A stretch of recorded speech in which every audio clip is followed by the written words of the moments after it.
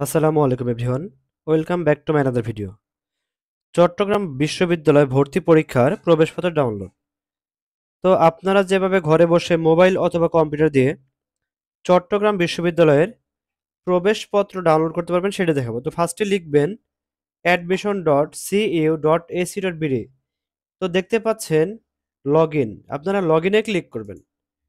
So click করার পর দেখতে পাচ্ছেন ইউজার আইডি এবং পাসওয়ার্ড। আপনাদের অ্যাপ্লাই করার সময় মোবাইলে একটি এসএমএস চলে গিয়েছিল, সেই এসএমএসে ইউজার আইডি এবং পাসওয়ার্ড আছে। আপনার সেই ইউজার আইডি এবং পাসওয়ার্ডটি বসিয়ে দিবেন।